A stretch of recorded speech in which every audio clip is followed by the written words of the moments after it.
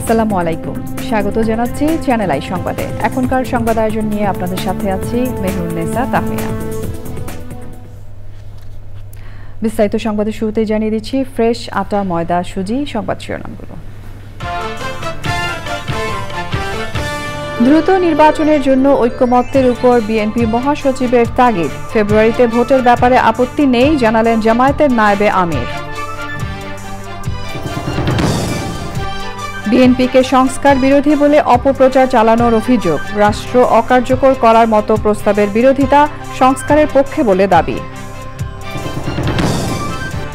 তত্ত্বাবধায়ক ব্যবস্থায় একমত হলেও আগের কাঠামোর বিপক্ষে কয়েকটি দল। যে কোনো গ্রহণযোগ্য নাগরিককে প্রধান উপদেষ্টা করার সুযোগ রাখার পরামর্শ। মালয়েশিয়া ফেরতরা জঙ্গি নয় বললেন স্বরাষ্ট্র উপদেষ্টা। সুষ্ঠু নির্বাচন শুধু আইনশৃঙ্খলা বাহিনীর উপর নির্ভর করে না, মন্তব্য। এবং ধর্মীয় ভাবগাম্ভীর্যে ইবাদত বন্দেগী সহ নানা আয়োজনে পবিত্র আশুরা পালন। রাজধানীতে ঐতিহ্যবাহী তাজিয়া মিছিল।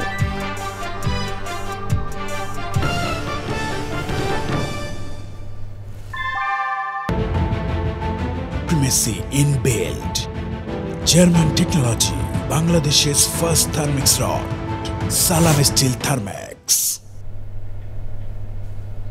সংবাদ শিরোনামগুলো জানাচ্ছিলাম। এখনকার এই সংবাদ আয়োজন একই সঙ্গে চ্যানেল আই এর ইউটিউব চ্যানেলে এবং চ্যানেল আই এর ওটিটি প্ল্যাটফর্ম আই স্ক্রিনে লাইভ স্ট্রিম হচ্ছে। এবার যাচ্ছে বিস্তারিত প্রসঙ্গে। গণতান্ত্রিক ব্যবস্থায় প্রবেশ করতে দ্রুত নির্বাচনের জন্য ঐক্যমত্যের উপর জোর দিয়েছেন বিএনপি মহাসচিব। আর ফেব্রুয়ারিতে নির্বাচনের ব্যাপারে জামায়াতে ইসলামের আপত্তি নেই বলে জানিয়েছেন দলটির নায়েবে আমির। রাজধানীতে এক সংলাপে তারা এইসব কথা বলেন। এনামুল কবির রূপমের রিপোর্ট। জাতীয় নিরাপত্তার স্বার্থে জাতীয় ঐক্য শীর্ষক সংলাপে মতামত দেন বিভিন্ন শ্রেণী পেশার মানুষ। ফলে গণঅভ্যুত্থানের পরে এখনকার যে সেনাবাহিনী, এটা আমাদেরকে জাতীয় নিরাপত্তা নিশ্চিত করতে পারবে না, মানে এটা আমাদের জন্য ক্ষতিকর। আপনারা যদি শুধু ভাবেন যে একটা নির্বাচন, একটা ইলেক্টেড গভর্নমেন্ট আসলে অনেক কিছু সহজ হয়ে যাবে, আমার মনে হয় যে সেটা সহজ হবে না। ভোটাধিকার প্রতিষ্ঠিত হওয়া দরকার। আমাদের একটা সুষ্ঠু, নিরপেক্ষ এবং গ্রহণযোগ্য নির্বাচন দরকার। অবশ্যই নির্বাচনের কোনো বিকল্প নেই, কিন্তু একই সাথে আমাদের এই নির্বাচনের সাথে সাথে আমাদের গণতান্ত্রিক উত্তরণের জন্য আমাদের কিছু পদক্ষেপ নেওয়া দরকার। আলোচনায় উঠে আসে জাতীয় নির্বাচন প্রসঙ্গ। চিটাগং হিলট্রাক্সকে ভেঙে তারা আলাদা করে হিন্দু দেশ নাম দিয়ে আর একটা দেশ করার চেষ্টা করছে। ঐক্যের একমাত্র পথ হচ্ছে গণতন্ত্র, ডেমোক্রেটিক প্রসেস হচ্ছে কারেকশন প্রসেস। জনগণের ক্ষমতা যদি জনগণের হাতে দিতে হয়, তাইলে এদেশে একটি সুষ্ঠু, নিরপেক্ষ এবং একদম স্থায়ী নির্বাচন ব্যবস্থা এখানে সৃষ্টি করতে হবে। নির্বাচন নিয়ে দলের অবস্থান স্পষ্ট করেন জামাতের নায়েবে আমির। এখানে ফেব্রুয়ারিতে নির্বাচন হওয়ার ক্ষেত্রে বাংলাদেশ জামাত ইসলামের কোনো ধরনের কোনো আপত্তি নেই। আমরা শুরুতে যেটা আমরা বলেছিলাম যে ডিসেম্বর টু জুন, তারপরে সে আমরা কনসাইজ আবার বলেছি ডিসেম্বর টু জুলাই। তো সুতরাং ফেব্রুয়ারি জুলাইয়ের ভিতরে পড়ে, এখানে কোনো অ্যাম্বিগুইটির কিছু নেই। গণতান্ত্রিক প্রতিষ্ঠানগুলোকে শক্তিশালী করার উপর জোর দেন বিএনপি মহাসচিব। আজকে কোনো নেতিবাচক চিন্তা না করে আমরা সবাই একমত হয়ে এই যে সামনে যে সময়টুকু, যে খুব দ্রুত আমরা গণতান্ত্রিক ব্যবস্থার মধ্যে জিততে চাই, সেখানে আমরা যেন দ্রুত যেতে পারি, তার জন্য আমরা সবাই যেন কাজ করি। প্রশ্নটা হচ্ছে গণতন্ত্রে ফিরে যাওয়া, প্রশ্নটা হচ্ছে গণতন্ত্রে উত্তরণ ঘটানো, প্রশ্ন হচ্ছে যে গণতান্ত্রিক রাষ্ট্র ব্যবস্থা চালু করা। দীর্ঘদিন সুষ্ঠু নির্বাচন না হওয়ায় দেশ দুর্দশায় পড়েছে বলে মন্তব্য করেন বক্তারা। Enamul Kabir Rupam, Channel I, Dhaka. বিএনপি মহাসচিব বলেছেন, একটি মহল বিএনপিকে সংস্কার বিরোধী বলে অপপ্রচার চালাচ্ছে।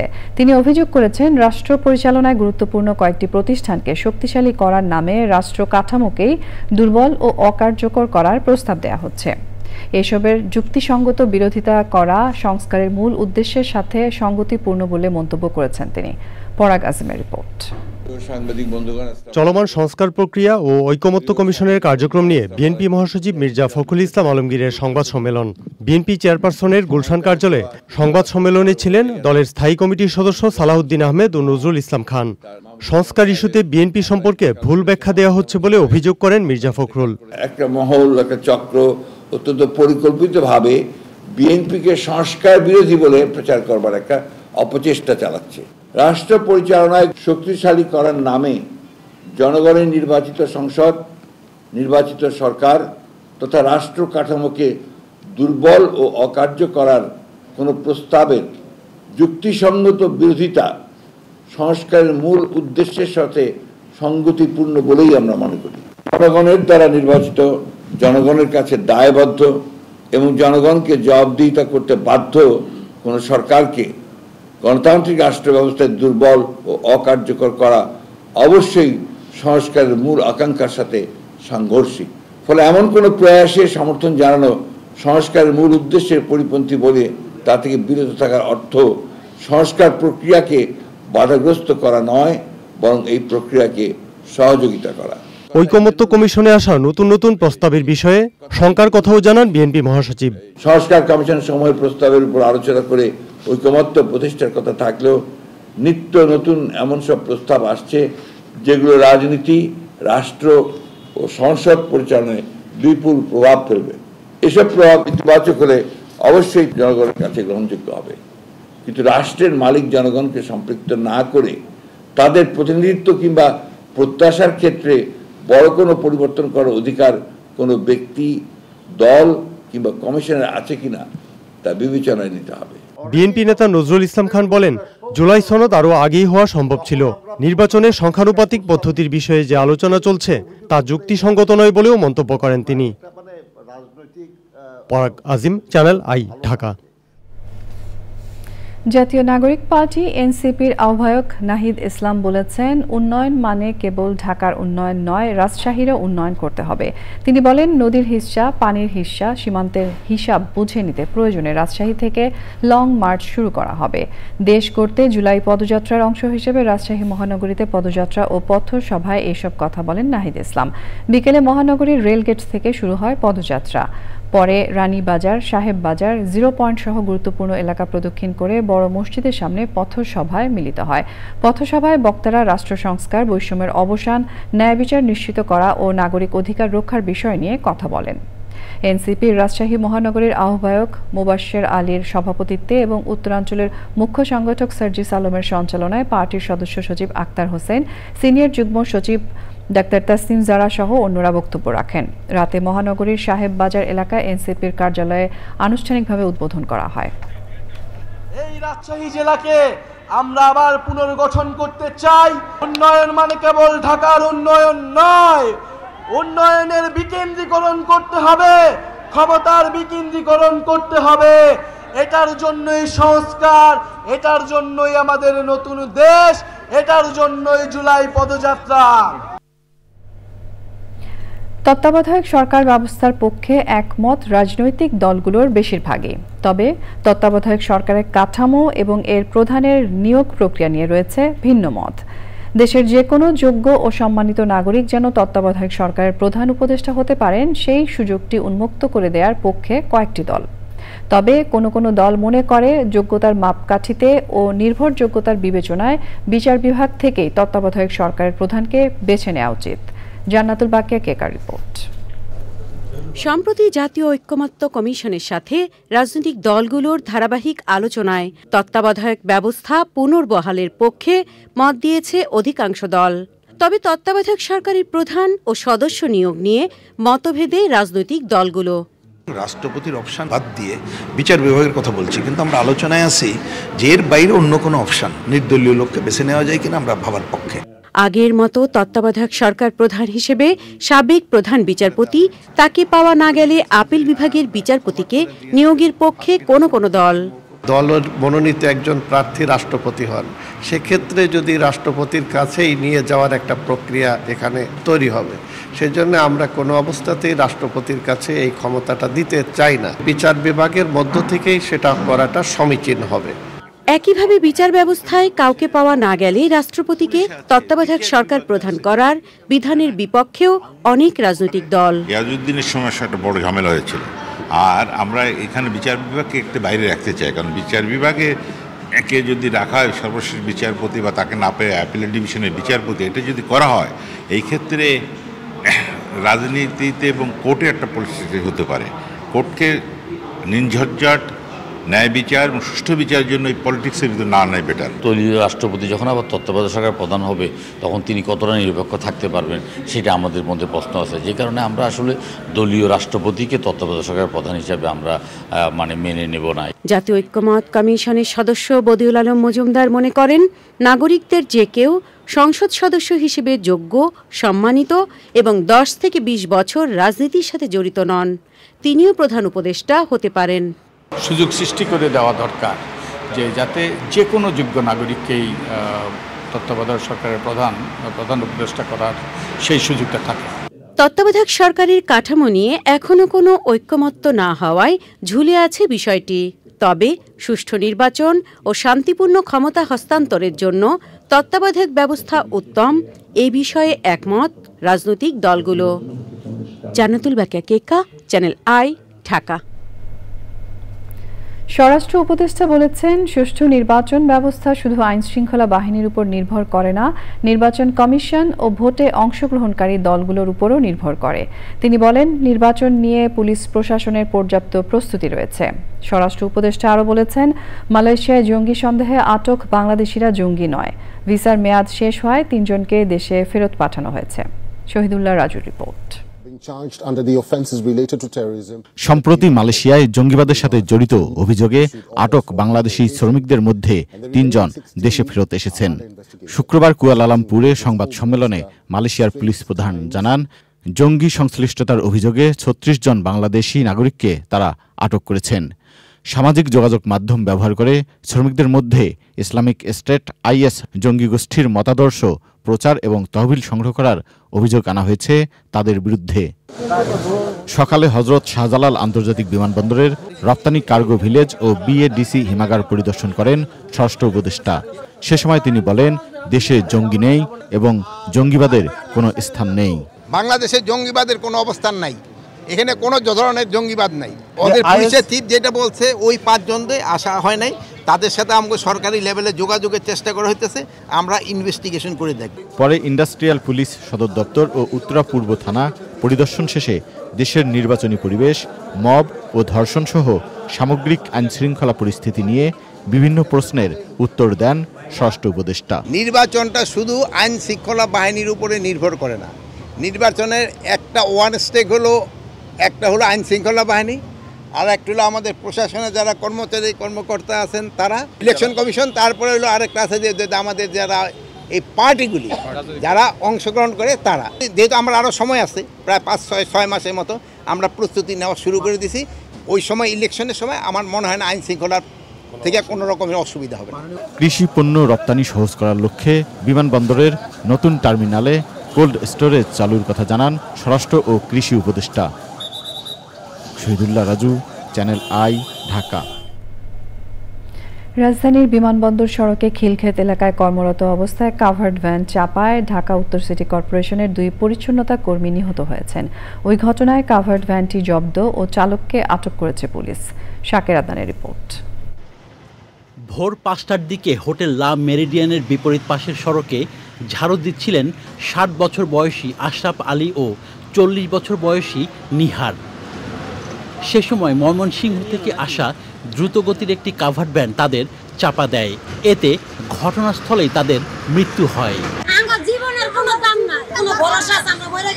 নিহতরা খিলক্ষেত এলাকায় ভাড়া থাকতেন। আশরাফ আলীর বাড়ি শেরপুর ও নিহারের বাড়ি নওগাঁ জেলায়।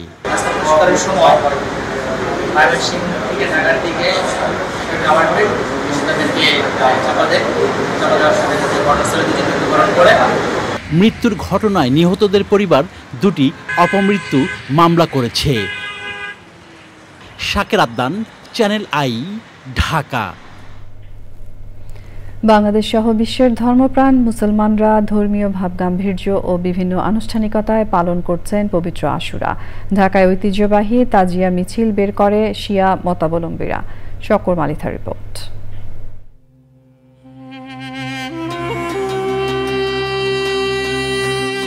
হিজরি চন্দ্রবর্ষের প্রথম মাস মুহররম। এ মাসের 10 তারিখ পবিত্র আশুরা। পৃথিবীর শুরু থেকেই এ দিনটি তাৎপর্যপূর্ণ এবং পুণ্যময়। হাজারো নবী রাসূলের দোয়া এদিন কবুল করেন আল্লাহ তাআলা। বিশ্ব নবী হযরত মুহাম্মদ সাল্লাল্লাহু আলাইহি ওয়াসাল্লামের ওফাতের পর 61 হিজরির এই দিনে ফোরাত নদীর তীরে কারবালার প্রান্তরে ঘটে শোকাবহ ঘটনা। তাঁরই প্রাণপ্রিয় দৌহিত্র ইমাম হুসাইন রাদিয়াল্লাহু তাআলা আনহু পরিবারের সদস্য ও সহযোগীদের নিয়ে ন্যায় বিচার প্রতিষ্ঠার জিহাদে ইয়াজিদ বাহিনীর হাতে শহীদ হন। পবিত্র আশুরায় নফল নামাজ ও রোজা সহ নানা ইবাদত করেন সারা বিশ্বের মুসলমানরা। শিয়া মতাবলম্বীরা রাজধানীর হোসেনি দালান, লালবাগ, আজিমপুর এবং মোহাম্মদপুর থেকে বর্ণাঢ্য তাজিয়া শোভাযাত্রা বের করেন। তাজিয়া মিছিল নিরাপদ ও নির্বিঘ্ন করতে নেওয়া হয় অতিরিক্ত নিরাপত্তা ব্যবস্থা।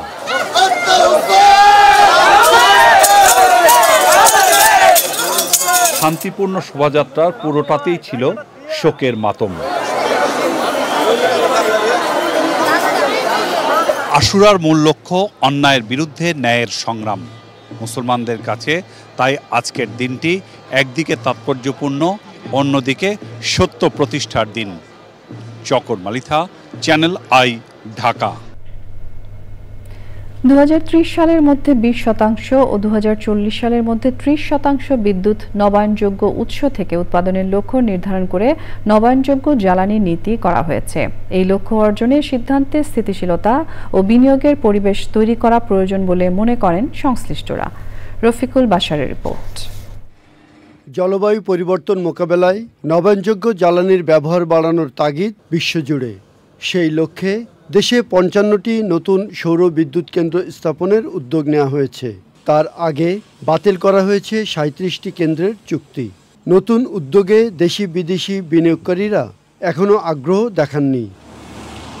বিনিয়োগের নিরাপত্তা, নিশ্চয়তা আর আস্থা ফিরিয়ে আনা দরকার বলে মনে করেন সংশ্লিষ্টরা। এখন অনেকের মধ্যে ইনসিকিউর ফিল হচ্ছে যে আমি আবার নতুন করে শুরু করব, আমি জমি দেখব, কারণ এটা কিন্তু একটা খরচ। তো এত দূর করার পর আবার যদি নতুন সরকার আসবে সামনে, তারা এসে যদি এটা আবার আইন বাতিল করে দেয়, তো এই যে ইনসিকিউরটা, এই ইনসিকিউরিটির কারণে আমার কাছে মনে হয় যে পার্টিসিপেন্টটা কম। তারা সবাই ওয়েট করছে যে নেক্সট 6-7 মান্থ 8 মান্থের পরে কি হয়। তো গ্যারান্টি যদি বিনিয়োগে না থাকে, আপনি আপনার টাকা কোনো একটা ব্যবসায়ী খাটাবেন, সেই ব্যবসা থেকে টাকাটা আপনি পাবেন কি পাবেন না সন্দেহ থাকলে আপনি কেন করবেন সেখানে?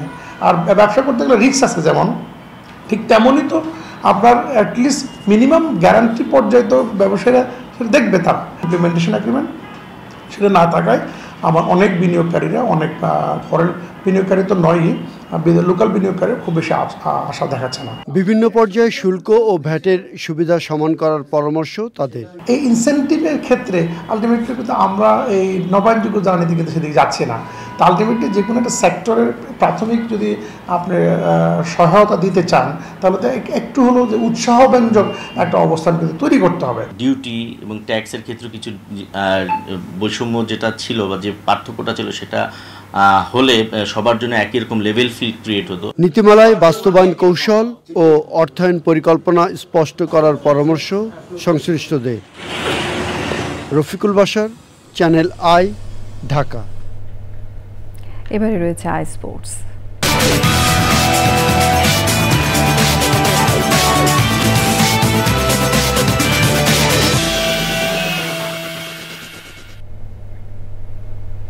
খেলাধুলার সব আপডেট নিয়ে আই স্পোর্টসে আছেন আরিফ চৌধুরী। আমরা যাচ্ছি তার কাছে। আরিফ। তামিনা, ধন্যবাদ আপনাকে। দর্শক স্বাগত জানাই আজকের আই স্পোর্টসে। এএফসি এশিয়ান কাপ ফুটবলের বাছাই পর্বের সফল মিশন শেষ করে মধ্যরাতে দেশে ফিরছে বাংলাদেশ নারী ফুটবল দল। বাছাই পর্বের সব ম্যাচ জিতে 2026 সালের এশিয়ান কাপ ফুটবলের মূল পর্বে জায়গা করে নিয়েছে লাল সবুজের নারীরা। ইয়াঙ্গুন থেকে ব্যাংকক হয়ে বাংলাদেশ সময় রাত 1:25 হজরত শাহজালাল আন্তর্জাতিক বিমানবন্দরে পৌঁছাবেন আফইদা ঋতুপর্ণারা। এরপর রাত 2:30টায় তারা অংশ নেবেন বাফুফের সংবর্ধনায়। এশিয়ান কাপে জায়গা করে নেয়া জাতীয় নারী ফুটবল দলের জন্য হাতিরঝিলের এমফি থিয়েটারে সংবর্ধনার আয়োজন করেছে বাংলাদেশ ফুটবল ফেডারেশন। প্রথমবারের মতো এশিয়ান কাপের আসরে জায়গা করে নেয়া নারী ফুটবল দলের সামনে সুযোগ তৈরি হয়েছে ফিফা নারী বিশ্বকাপেও জায়গা করার। শ্রীলঙ্কার বিপক্ষে দারুণ জয়ে আত্মবিশ্বাস ফিরেছে বাংলাদেশ ক্রিকেট দলের। জয়ের নায়ক বাঁহাতি স্পিনার তানভীর ইসলাম বলেছেন, নিজের ওপর বিশ্বাস ছিল, পারফরম্যান্স করলে জাতীয় দলের দরজা সব সময় খোলা। কখনো বয়স ভিত্তিক দলে না খেলা এই স্পিনার লাল সবুজের জার্সিতে তার ক্যারিয়ার লম্বা করার স্বপ্ন দেখেন শুধু বল হাতে পারফর্ম করে। অধিনায়ক মেহেদী হাসান মিরাজ বলেছেন, জয় পেলেও কিছু কিছু বিষয়ে এখনও দলের উন্নতি করার জায়গা রয়েছে। আমি যদি পারফর্ম করি অবশ্যই মাঠে খেলবো, এই চিন্তা ভাবনা আমার কাছে সবসময় ছিল, কারণ আমি কখনো এজ লেভেল খেলি নাই। আমি ঢাকা লিগ থেকেই মানে খেলা শুরু করছিলাম। চেষ্টা করছি যে না, এইভাবেও সম্ভব, মনে করেন ক্রিকেটের সামনে আগানো। 50 ওভার ব্যাটিং করতে পারিনি, এটা একটা আমাদের অবশ্যই 50 ওভার ব্যাটিং করা উচিত ছিল, বাট আমাদের পার্টনারশিপটা বড় করতে পারিনি, এটা একটা আমরা কনসার্ন। এবং আমাদের মিডল ওভারে উইকেট পড়ে গেছে, এখানেও আমরা যদি একটু ভালো করতাম তাহলে হয়তো সিনারিওটা অন্যরকম হতো। ফিফা ক্লাব ওয়ার্ল্ড কাপের কোয়ার্টার ফাইনালে জার্মান জায়ান্ট বায়ার্ন মিউনিখকে 2-0 গোলে হারিয়ে সেমিফাইনালে উঠেছে পিএসজি। অন্যদিকে আরেক জার্মান ক্লাব বরুশিয়া ডর্টমুন্ডকে 3-2 গোলে হারিয়ে সেমিফাইনাল নিশ্চিত করেছে রিয়াল মাদ্রিদ। আটালান্টার মার্সিডিজ বেঞ্চ স্টেডিয়ামে টমাস মুলারের বিদায়ী ম্যাচে হতাশ করেছে বায়ার্ন। পিএসজি যোগ করার সময়ে রিয়াল মাদ্রিদের হয়ে জয়সূচক গোলটি করেন ফরাসি striker Kylian Mbappe. Real Madrid ও পিএসজির জয়ে ফিফা ক্লাব ওয়ার্ল্ড কাপের সেমিফাইনাল লাইন আপ চূড়ান্ত হয়েছে।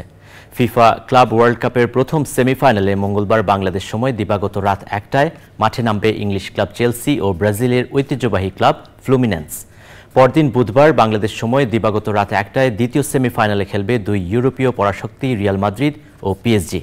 এই দুই ম্যাচের জয়ী দল 13 জুলাই রাতে মুখোমুখি হবে প্রথম ফিফা ক্লাব ওয়ার্ল্ড কাপের গ্র্যান্ড ফাইনালে।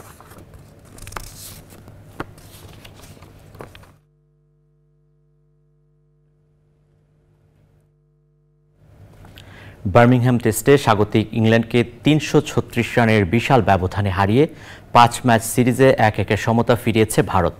রানের হিসাবে দেশের বাইরে এটি ভারতের সবচেয়ে বড় জয়। দুই ইনিংসেই অনবদ্য ব্যাটিং করে দলের জয়ে সামনে থেকে নেতৃত্ব দেন ভারতের অধিনায়ক শুভমান গিল। প্রথম ইনিংসে 269 রানের পর দ্বিতীয় ইনিংসে গিল করেছেন 161 রান। এটিই অধিনায়ক হিসেবে পাওয়া গিলের প্রথম জয়। পেসার আকাশদীপ 2 ইনিংস মিলিয়ে ম্যাচে 10 উইকেট নিয়েছেন। 608 রানের প্রায় অসম্ভব টার্গেটের পেছনে ছোটে স্বাগতিক ইংল্যান্ড শেষ দিনে তাদের দ্বিতীয় ইনিংসে অল আউট হয়েছে 271 রানে।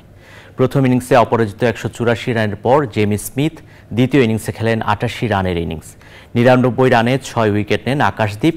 10 জুলাই লর্ডসে শুরু হবে তৃতীয় টেস্ট। দর্শক, এই ছিল আজকের আই স্পোর্টসে। ফিরছি তাহমিনার কাছে। আরিফ, আপনাকে ধন্যবাদ। যাচ্ছি পরের সংবাদে।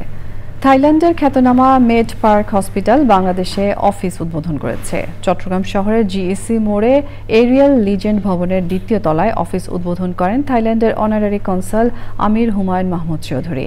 এই সময় উপস্থিত ছিলেন মেড পার্ক হসপিটালের কার্ডিওলজিস্ট ও সহযোগী অধ্যাপক ডাক্তার সোয়া চাই, অর্থোপেডিক সার্জন ডাক্তার ওয়াই উইথ, ডিরেক্টর অফ মার্কেটিং টিপারিন, manager South Asia and Bangladesh Kazi Sarhan Saif সহ অন্যরা। এই সময় বক্তারা রোগীদের আন্তর্জাতিক মানের সেবা প্রদানের আশ্বাস দেন। তো ভারতে যে রোগীগুলো যেত সেই রোগীগুলো এখন থাইল্যান্ডে যাচ্ছে, ভিসা পায়, ফ্লাইট ঠিক মতো যেতে পারে এবং চিকিৎসা করে নিরাপদে সুস্থ হয়ে ফিরে আসতে পারে।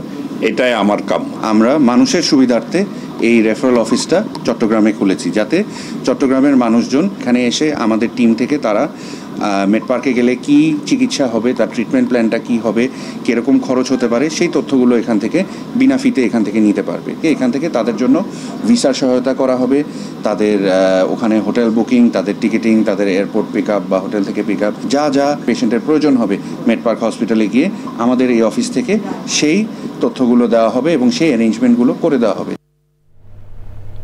সংবাদের এই পর্যায়ে আমরা নিচ্ছি একটা বিরতি এবং বিরতির পর আরও যা থাকছে। যুক্তরাষ্ট্রের টেক্সাসে বন্যায় প্রাণহানি বেড়ে ৬৮, টানা বৃষ্টিতে সপ্তাহের শেষে আবারও বন্যার আশঙ্কা।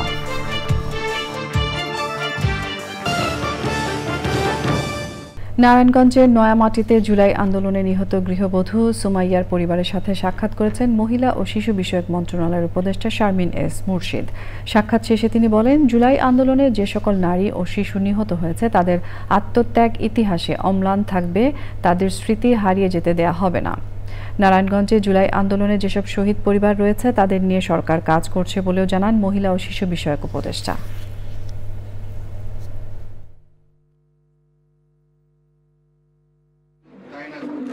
সরকারের একটা খুব পরিষ্কার জায়গা আছে, ভাবনা আছে, এবং সেই জায়গাটাতে আমরা কোনো শহীদের শিশু তাকে প্রাধান্য দিতে চাই। তার অভিভাবক যে তাকে যত্ন নিয়ে বড় করবে তাকে আমরা মাথায় রাখতে চাই। আমাদের যে প্রশাসন আছে তারা খুব ন্যায্যতার সাথে সুন্দরভাবে এই কাজটি করছে। যদি ভুল হয়, ত্রুটি হয়, তোমরা হচ্ছে আমাদের বাড়তি চোখ, তোমরা অবশ্যই আমাদের নজরে আনবে। দেশের ছাত্র জনতা এক ফ্যাসিস্টকে বিদায় দেওয়ার পরে আবারও কিছু সুবিধাবাদী গোষ্ঠী আরেক ফ্যাসিস্টকে ক্ষমতায় আনার পায়তারা করছে বলে অভিযোগ করেছেন দুর্নীতি বিরোধী জাতীয় সমন্বয় কমিটির মুখপাত্র সরওয়ার ওয়াদুদ চৌধুরী। রাজধানীতে এক আলোচনা সভায় তিনি এসব কথা বলেন। সরওয়ার ওয়াদুদ বলেন, সরকারি প্রতিষ্ঠানগুলোতে জনগণ তার অধিকার পেতে যে হয়রানির শিকার হয় তা বন্ধ করতে কঠোর আইনি ব্যবস্থা নেওয়া প্রয়োজন। দুর্নীতিবাজদের শাস্তি নিশ্চিত করতে বিচার বিভাগ সম্পূর্ণ স্বাধীন করার দাবি জানান বক্তারা। আমার এই মজলুম জনগণের তাপে বুঝতে হবে, দুর্নীতির বিরুদ্ধে আমি আন্দোলনের ডাক দিছি। এই আন্দোলনের ডাক ইনশাল্লাহ আল্লাহর দরবারে কবুল হবে, কারণ আমার বাবার দোয়া আছে। আমার আধ্যাত্মিক গুরু বিচারপতি মরহুম মোহাম্মদ আব্দুর রব কবর থেকে আমাকে দোয়া দিতেছে, আমাকে কেউ মারতে পারবে না, আমাকে মারার আগে তার অস্ত্র তার হাত থেকে পড়ে যাবে। যুক্তরাষ্ট্রের নতুন রাজনৈতিক দল গঠনের ঘোষণা দিয়েছেন টেসলা ও স্পেসএক্সের প্রধান ইলন মাস্ক। মার্কিন প্রেসিডেন্ট ডোনাল্ড ট্রাম্পের সাথে বিরোধের মধ্যেই নিজের মালিকানাধীন সামাজিক যোগাযোগ মাধ্যম এক্সে মাস্ক এই ঘোষণা দেন। দলের নাম দিয়েছেন আমেরিকা পার্টি। এক্স পোস্টে মাস্ক লিখেছেন, যুক্তরাষ্ট্রের জনগণের স্বাধীনতা ফিরিয়ে দিতে তিনি নতুন দল গঠন করেছেন। ছোট পরিসরে যাত্রা শুরু করার কথা উল্লেখ করে তিনি জানিয়েছেন, 2 থেকে 3টি সিনেট আসন এবং 8 থেকে 10টি হাউস ডিস্ট্রিক্টের উপর ফোকাস করবেন তিনি। এর আগে যুক্তরাষ্ট্রের নতুন রাজনৈতিক দল প্রয়োজন কিনা জানতে জরিপ চালান মাস্ক। এসকে জানানো এই জরিপে প্রায় 12 লাখ ভোট পড়ে, যার 2/3 নতুন দল চেয়েছে বলে জানিয়েছেন তিনি। এবারে রয়েছে নিটল টাটা আন্তর্জাতিক সংবাদ।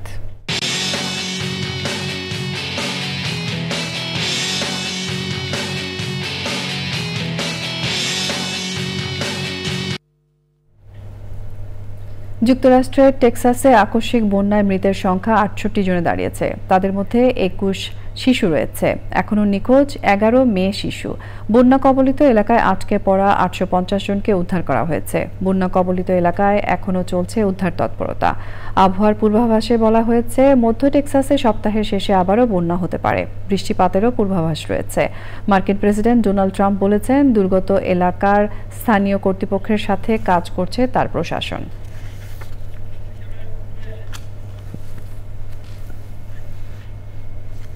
আইস্ক্রিন সাংস্কৃতিক সংবাদ।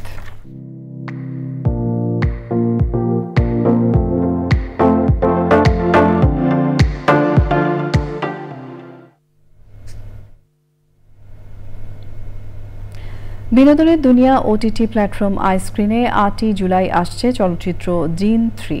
সিকুয়েল ঘরানার এই সিনেমায় অভিনয় করেছেন নুসরাত ফারিয়া, সজল নূর, তানিয়া আহমেদ, নাদের চৌধুরী, মুস্তফা হীরা, আহসানুল হক মিনু ও অনেকে। আব্দুল আজিজের পরিচালনায় সিনেমাটি পরিচালনা করেছেন কামারুজ্জামান রোমান।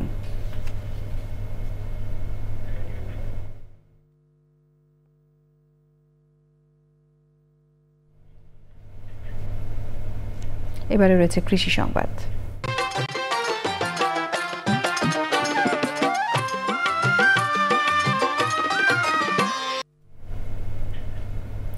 শরীয়তপুরের ভেদরগঞ্জে ড্রাগন ফল চাষ করে সফল হয়েছেন মোবারক সর্দার নামে এক খামারি। তার বাগানে অনেকের কর্মসংস্থান হয়েছে। ড্রাগন চাষ লাভজনক হয় বেকার যুবকদের এই চাষে অনুপ্রাণিত করছে কৃষি বিভাগ। শরীয়তপুর প্রতিনিধি এস.এম. মুজিবুর রহমানের রিপোর্ট। ভেদরগঞ্জের রামভদ্রপুরে স্থানীয় কৃষি বিভাগের পরামর্শ ও সহযোগিতায় 3 বছর আগে মোবারক শিকদারের ড্রাগন বাগানের যাত্রা শুরু। বাগান শুরুর দ্বিতীয় বছরেই 100 মণ ফল বিক্রি করেন তিনি। আমার এই বাগানটি 2023 সালে স্থাপিত হয়। 2024 সালে আমি অজস্র ফল কেটেছি, প্রায় 100 মণের উপরে। এই বছরও 50 মণের মতো ফল কেটেছি। এই বাগানের মাধ্যমে সৃষ্টি হয়েছে অনেকের কর্মসংস্থানেরও। আমি এই বাগানে 1 বছর ধরে চাকরি করতেছি। এই বাগানে মোটামুটি আমার যা স্যালারি আসে প্রত্যেক মাসে 20,000 টাকা, এটা নিয়ে আমি আমার সংসার ভালোভাবে চালাতে পারতেছি। ঝুঁকিমুক্ত ড্রাগন ফল কিনতে আশপাশের ক্রেতা ও পাইকাররা বাগানে আসছেন। আমরা এই যে না ড্রাগন ফল কিনতে আইছি, বাজার থেকে কিনলে ওটাতে সন্দেহ থাকে, কেমিক্যাল থাকতে পারে, কিন্তু এই জন্য আমরা বাগানে আইছি সরাসরি। এখানে ফল কেমিক্যাল মুক্ত এবং এটা খাইতে সুস্বাদুও বেশি। বিভিন্ন আড়ত থেকে মাল কিনলে আমাকে খরচ বেশি হয়। আমরা এখান থেকে মাল কিনা নেই, আমাদের এখানে মালে আমাকে লাভ ভালো হয়। আরো ইয়া থেকে কিনতে আইসে আমাকে কিনা না, খুব আনন্দিত পাই মাল কিনা নিয়ে। নতুন উদ্যোক্তা তৈরিতে কাজ করছে কৃষি বিভাগ। এই বাগানের দেখা দেখি অনেক কৃষক ড্রাগন চাষে আগ্রহী হচ্ছে, যেহেতু ড্রাগন একটি ঝুঁকিমুক্ত লাভজনক ফসল। এটি একবার ইনভেস্ট করলেই দীর্ঘমেয়াদী সফলতা পাওয়া যায়। তো বেকার যুবকদের কর্মসংস্থান সৃষ্টির একটি সম্ভাবনা রয়েছে। তা আমরা কৃষি বিভাগ বেকার যুবকদেরকে ড্রাগন চাষের জন্য পরামর্শ দিয়ে আসছি। ড্রাগন বাগান এখন শুধু কৃষককেই লাভবান করছে না, কৃষি বাণিজ্যিকীকরণের এক নতুন অনুপ্রেরণা বলছেন সংশ্লিষ্টরা। শরীয়তপুর থেকে SM. Mujibur Rahman, channel I. এবারে রয়েছে প্রকৃতি সংবাদ।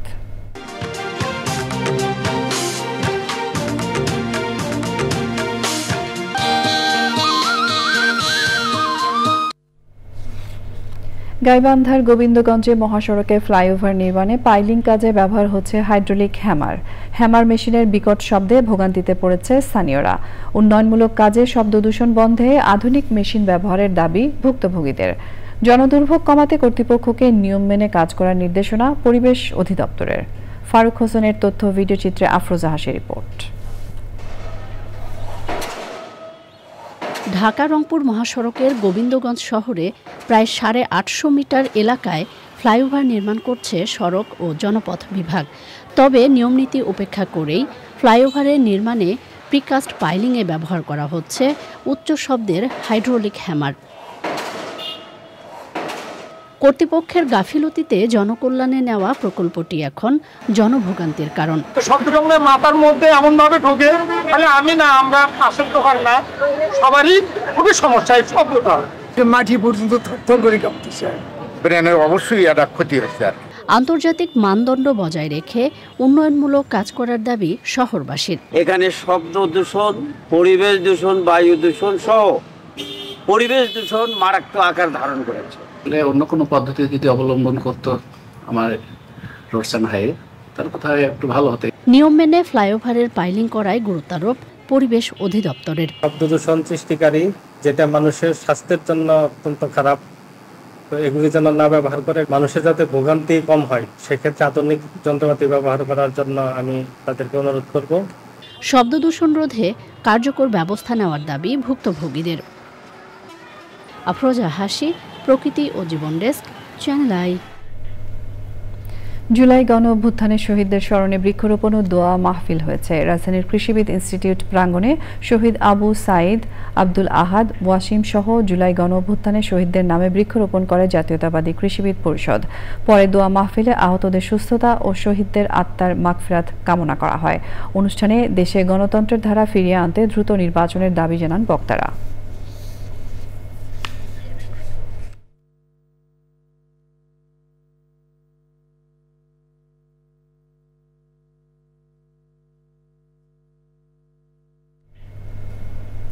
বগুড়ার গাবতলীতে বৃক্ষরোপণ কর্মসূচি হয়েছে। গাবতলীর বাগবাড়ি শহীদ জিয়া ডিগ্রি কলেজ প্রাঙ্গণে বৃক্ষরোপণ করে শহীদ জিয়ার ১৯ দফা বাস্তবায়ন পরিষদ। বিএনপির ভারপ্রাপ্ত চেয়ারম্যান তারেক রহমানের সহধর্মিণী ডাক্তার জুবাইদা রহমানের জন্মদিন উপলক্ষে এই কর্মসূচিতে প্রধান অতিথি ছিলেন বিএনপি চেয়ারপারসনের উপদেষ্টা ও সাবেক সংসদ সদস্য হেলালুজ্জামান তালুকদার লালু। এছাড়াও ছিলেন শহীদ জিয়ার ১৯ দফা বাস্তবায়ন পরিষদের সাধারণ সম্পাদক ও জাসাস কেন্দ্রীয় কমিটির যুগ্ম আহ্বায়ক কে এম খালেদুজ্জামান ও সংগঠনের নেতাকর্মীরা। কর্মসূচিতে নিম গাছের চারা রোপণ করা হয়। বিএনপির প্রতিষ্ঠাতা সাবেক রাষ্ট্রপতি জিয়াউর রহমানের ৪৪তম শাহাদাত বার্ষিকী উপলক্ষে নওগাঁর বদলগাছি ও মহাদেবপুরে বৃক্ষরোপণ কর্মসূচি হয়েছে। রায়গা, এনায়েতপুর, খাজুর ও চান্দাস ইউনিয়নের জাতীয়তাবাদী কৃষক দল মহাদেবপুর উপজেলা শাখার আয়োজনে প্রায় ৪,০০০ গাছের চারা রোপণ ও বিতরণ করা হয়। অনুষ্ঠানে প্রধান অতিথি ছিলেন কৃষক দলের কেন্দ্রীয় কমিটির যুগ্ম সাধারণ সম্পাদক ফজলে হুদা বাবুল। সে সময় ছিলেন এনায়েতপুর ইউনিয়ন কৃষক দলের সভাপতি রেজাউল ইসলাম ও মহাদেবপুর উপজেলা কৃষক দলের সাধারণ সম্পাদক মতিউর রহমান মতি সহ অন্য নেতাকর্মীরা।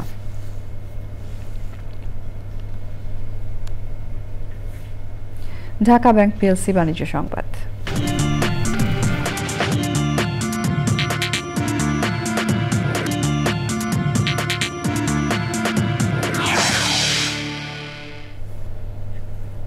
বর্ণাঢ্য আয়োজনে শনিবার ঢাকা ব্যাংকের ৩০তম প্রতিষ্ঠাবার্ষিকী উদযাপন করা হয়েছে। অনুষ্ঠানের প্রধান অতিথি বাংলাদেশ ব্যাংকের গভর্নর আহসান এইচ মনসুর বলেছেন, প্রত্যেক কর্মকর্তা কর্মচারী যথাযথভাবে কাজ করে গ্রাহকের আস্থা অর্জন করলে কোনো ব্যাংকেই পেছনে ফিরে তাকাতে হবে না। সেই সময় অনুষ্ঠানে ছিলেন ঢাকা ব্যাংকের প্রতিষ্ঠাতা বিএনপির স্থায়ী কমিটির সদস্য মির্জা আব্বাস।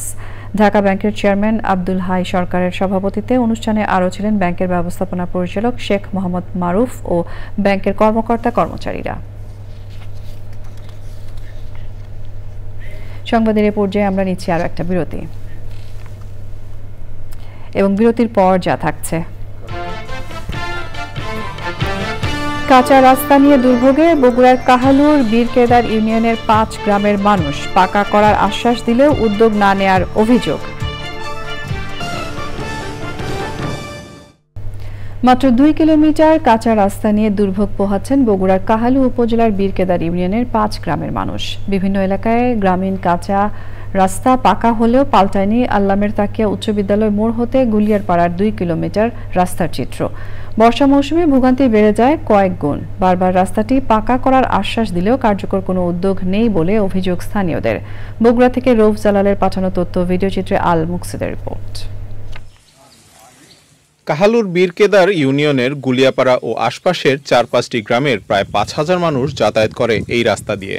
শিশুদের লেখাপড়া, কৃষিকাজ, ফসল আনা নেয়া ও গ্রাম থেকে শহরে যেতে নানা রকম ভোগান্তিতে পড়েন এলাকার মানুষ। ডিস্ট্রিক্ট রোডের সাথে একটা কানেক্ট একটা রোড, এটা একটা অত্যন্ত গুরুত্বপূর্ণ রোড। আমি আশু দৃষ্টি আকর্ষণ করছি গভর্নমেন্টের যেন খুব দ্রুত এই রোডের উন্নয়নের জন্য কাজ করে। শস্যাদি আবাদ করে সেগুলি বিক্রি করার জন্য বাজারে নিয়ে যাও খুব কষ্ট করে এই রাস্তাটা। আমরা বাড়ির থেকে যদি শহরে যাওয়ার উদ্দেশ্যে বের হই বা আত্মীয় স্বজনের বাড়ি যাওয়ার উদ্দেশ্যে বের হই, স্যান্ডেল হাতত করে নিয়ে যেতে হয়, আবার স্যান্ডেল হাতত করে আনতে হয়। আমাদের স্যান্ডেল আর পরার ভাগ্য হচ্ছে না ভাই। কয়েকদিনের মধ্যে অনেকগুলি রাস্তা ইট সলিং বাদ দিয়ে পাকাকরণের কাজ আসছে। তার মধ্যে ওই গুলালপাড়া রাস্তা যেটা বলেছেন ওখানে ৭০০ মিটার কাজ আবার আসছে। আগামী দিনে ২-১ বছরের মধ্যে ইনশাল্লাহ স্কুল পর্যন্ত কোথাও কাজ করার চেষ্টা করবো বা হবেও ইনশাল্লাহ। রাস্তা পাকা করার জন্য উপজেলার বিভিন্ন দপ্তরে ধর্ণা দিয়েও কাজ হয়নি বলে অভিযোগ এলাকাবাসীর। এলজিআরডির আইডিভুক্ত রাস্তা এখানে আমরা স্থানীয়ভাবে করতে পারি না। মিনিস্ট্রিতে অলরেডি রাস্তার জন্য প্রস্তাব পাঠিয়েছি এবং ৫০০ মিটার রাস্তার অলরেডি স্যাংশন হয়ে গেছে। আমরা হয়তো খুব দ্রুত টেন্ডারে চলে যাব। এই সড়ক দিয়ে গুলিয়াপাড়া সরকারি প্রাথমিক বিদ্যালয়ের শিক্ষক, শিক্ষার্থী, কর্মচারী ঝুঁকি নিয়ে যাতায়াত করেন। দ্রুত রাস্তাটি মেরামত করে ভোগান্তি নিরসনের দাবি জানিয়েছেন ভুক্তভোগীরা। আল মুকসিদ, চ্যানেল আই। নানা আয়োজনে রাজশাহী বিশ্ববিদ্যালয়ের ৭২তম প্রতিষ্ঠা বার্ষিকী উদযাপন হয়েছে। সকালে প্রশাসনিক ভবন ১-এর সামনে জাতীয় সঙ্গীত পরিবেশন ও পতাকা উত্তোলনের মাধ্যমে প্রতিষ্ঠা বার্ষিকীর অনুষ্ঠান শুরু হয়। পরে শোভাযাত্রা ক্যাম্পাসের বিভিন্ন সড়ক প্রদক্ষিণ করে। সিনেট ভবনের সামনে আলোচনা সভায় ছিলেন শিক্ষা উপদেষ্টা অধ্যাপক চৌধুরী রফিকুল আবরার, উপাচার্য প্রফেসর সালেহ হাসান নকিব ও প্রশাসনের ঊর্ধ্বতন কর্মকর্তারা। সভায় শিক্ষার্থীদের খাবার, আবাসন, গবেষণা ও চিকিৎসা সহ বিভিন্ন খাতে প্রতিবন্ধকতা এবং এর সমাধানের সংরক্ষণের বিষয় উঠে আসে। 1953 সালের 6 জুলাই মাত্র 161 জন শিক্ষার্থী নিয়ে যাত্রা শুরু করে রাজশাহী বিশ্ববিদ্যালয়। শহীদ ডক্টর শামসুজ্জোহার স্মৃতি বিজড়িত এই বিদ্যাপীঠের রয়েছে গৌরব ও ঐতিহ্যের ইতিহাস। এই বিশ্ববিদ্যালয় যেন আগামী আরো অনেক অনেক বছর ধরে তার যে গুরুদায়িত্ব সেটা সকলে মিলে যেন পালন করতে পারে এবং ছাত্রছাত্রীরা এই বিশ্ববিদ্যালয় প্রতিষ্ঠার যে আদর্শ সেই আদর্শকে লক্ষ্য রেখে তারা যেন ছাত্র থাকাকালীন এবং পরবর্তী জীবনে তারা যেন সেটাকে উন্নত রাখতে পারে। সংবাদের এই পর্যায়ে আমরা নিচ্ছি আরো একটা বিরতি এবং বিরতির পর খেলার খবরে যা থাকছে। শ্রীলঙ্কাকে হারিয়ে আইসিসি ওয়ানডে র্যাঙ্কিংয়ে বাংলাদেশের উন্নতি, ৭৮ রেটিংয়ে এক ধাপ এগিয়ে ৯ নম্বরে টাইগাররা। পার্বত্য চট্টগ্রামের গুরুত্বপূর্ণ প্রতিষ্ঠানগুলোকে ত্রিপুরা ও মারমা সম্প্রদায়ের প্রতিনিধিত্ব বঞ্চিত রাখা এবং নগদ অর্থসহ খাদ্যশস্য বরাদ্দে চরম বৈষম্যের অভিযোগ এনে সংবাদ সম্মেলন করেছে মারমা সচেতন নাগরিক সমাজ। সংগঠনের নেতারা বলছেন, কোনো নির্দিষ্ট সম্প্রদায়ের একচেটিয়া প্রতিনিধিত্ব তাদের অধিকার বঞ্চিত করছে। সংবাদ সম্মেলনে পার্বত্য মন্ত্রণালয়ের উপদেষ্টা সুপ্রদীপ চাকমা এবং যুগ্ম সচিব কঙ্কন চাকমাকে স্বৈরাচারের দোসর আখ্যা দিয়ে তাদের অপসারণের দাবি জানানো হয়। পবিত্র আশুরা উপলক্ষে সমাবেশ ও মানববন্ধন করেছে ওয়ার্ল্ড সুন্নি মুভমেন্ট বাংলাদেশ। সমাবেশে ধর্মীয়ভাবে এই দিবসের তাৎপর্য তুলে ধরেন বক্তারা। তারা বলেন, কারবালার ময়দানে ইমাম হুসাইনের শাহাদাত বরণের ঘটনা প্রতিটি মুসলিমের জন্যই বেদনার গভীর অর্থ বহন করে। জাতীয় প্রেস ক্লাবের সামনে সমাবেশ শেষে মিছিল নিয়ে হাইকোর্ট এলাকা প্রদক্ষিণ করেন সংগঠনের সদস্যরা।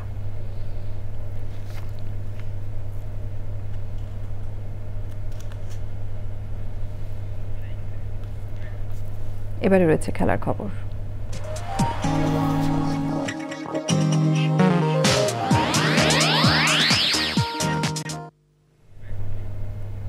শ্রীলঙ্কার বিপক্ষে দ্বিতীয় ওয়ানডে ম্যাচে জয় পেয়ে ওয়ানডে ফরম্যাটে সুখবর পেল বাংলাদেশ ক্রিকেট।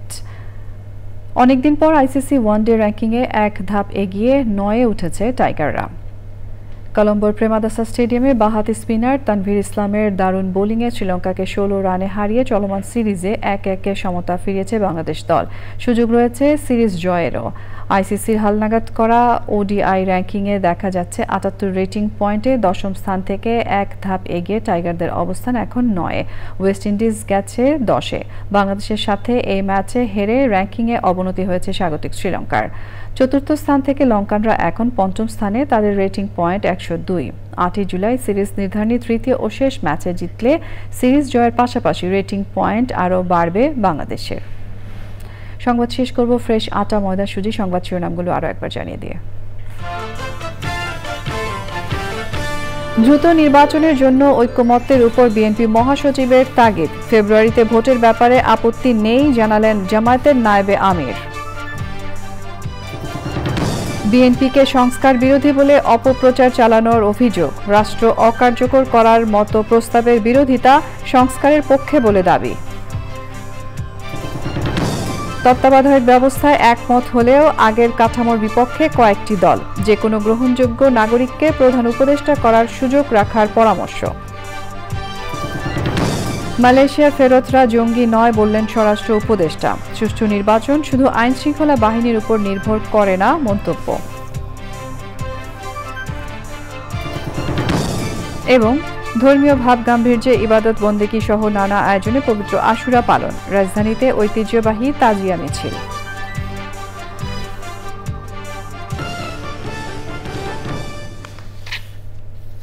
প্রিয় দর্শক, এরই সঙ্গে শেষ করছি আমাদের এখনকার সংবাদ আয়োজন। ধন্যবাদ এতক্ষণ সঙ্গে থাকার জন্য।